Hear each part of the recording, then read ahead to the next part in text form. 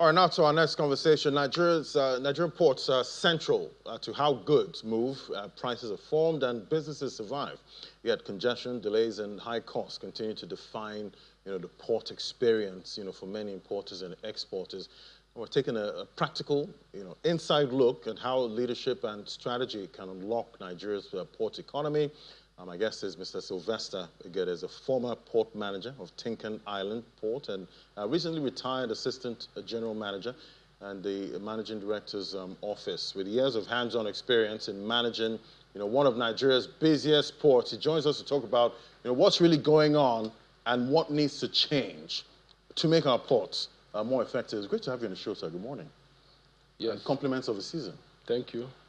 Fantastic. Thank you for having me on this program. Yes, and we know this is the Yuletide, season at this point, and I'm wondering if there's anything, anything peculiar, about ports, during this season. Do we see maybe high demand or high, inflows? What's it like normally this season? First of all, let's define the port. Right. The port is a maritime harbor for loading and unloading of cargo, and it's a location designated for customs and immigrations. Hence, it is called a gateway to the Nigerian's economy. That's the reason why it's called the gateway. So usually this period, this is a dry season period, we're supposed to have more exports. Okay. Because this present government, thanks to the new initiative that we have export terminals established to encourage exports, to at least to standardize exports. And when Nigerians are supposed to cash in on that, so that when our exports go out, we don't have some kind of,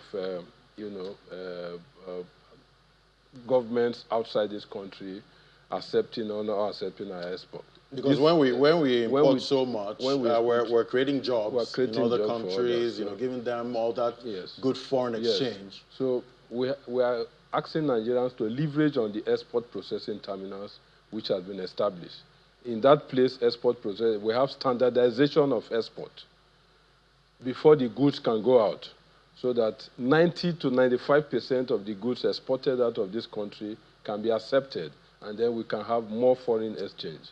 And because I can imagine with your experience on the ground, I'm sure you know what those buyers abroad want to see, when it comes to, goods coming into their country. Would you say you've seen some kind of improvement? Yes, there's a great improvement because Nigerian ports had that initiative to, have these export terminals so that we can have the standardized agencies who will look at this product and say, okay, this goods can go, this cannot go.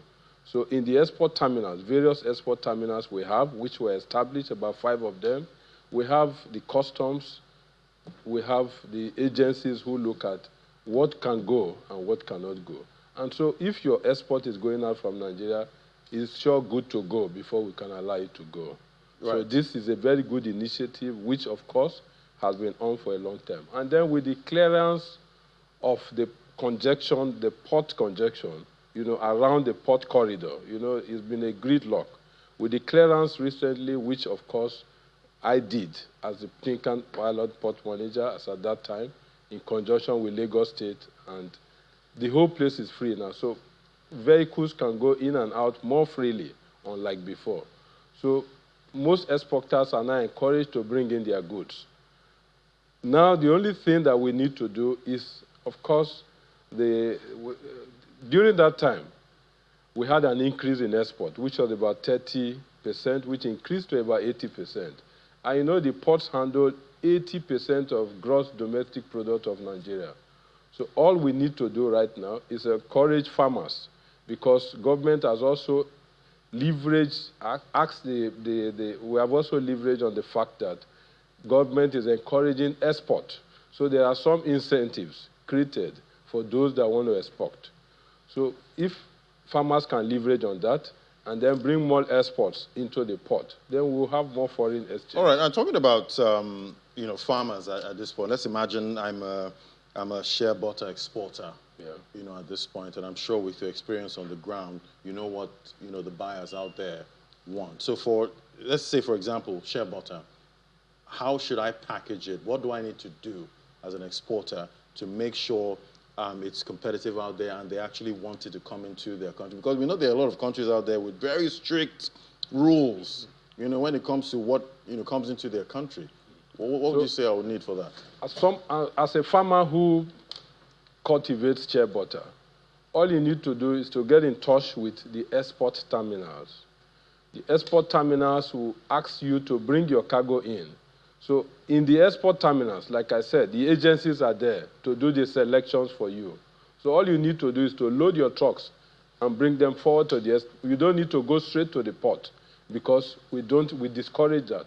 You go straight to the export terminals because the regulatory authorities are there, customs is there to tell you what can go and what cannot go. So you don't need to go straight to the port with your truck. Just come into the export terminals and everything will be done. Payments, whatever you need to pay will be, everything will be, you fill a form and then they tell you all you need to do before your export can go. Right. And all exports, not only shea butter. All exports. Right. All exports, because that's why it's called an export terminal.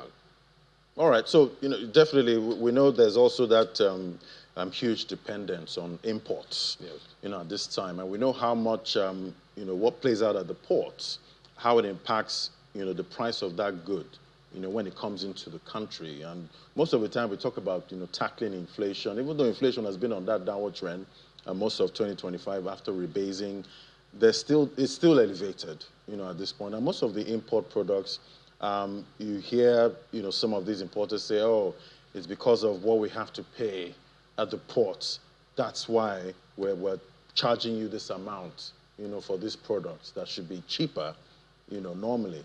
And what would you say is being done to remove all of those bottlenecks for the imports? Because there's some of these products we have to import, at this point. Yes, of course. Yeah. Now, the thing is this, I must tell you, some of these importers, even when their cargo enter the port, they don't even know. Yes, that's one of the reasons why we have sometimes people talk about congestion. Some of them don't even know that their cargo has arrived. So they leave it there, and then the port, of course, once your cargo is dropped in the port, after a few days, you start to attract demurrage. But I'm wondering why they wouldn't know. I thought they normally have some kind of alert system, maybe from whoever they're buying from there, and most of the guys that help them clear. Don't they give them that information? Yeah, yes. Before you import a cargo, if it's a commercial quantity, you must fill a Form M and all that. Right. So if you are importing in quantity, of course, those ones will know. But this one container or thereabout, they don't fill Form Ms. So when the cargo arrives, some of them don't even know that this cargo has arrived. But by the time they get to know, maybe it has spent like 2-3 weeks, and then some of them begin to look for money to begin to clear this cargo. This is the actual fact. But before they know it, it has gone up to about a month or so. That's why you see sometimes they abandon some of this cargo. If by the time they find out that it is not even worth clearance, they abandon them and they turn into overtime cargo. So for those who import a lot, like the manufacturers, of course they know, and then the clearance is easy, because the manufacturers have a window.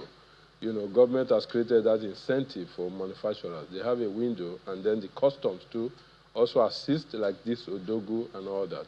And of course, the PA is there, pre-assessment report, for those who have done that pre-assessment.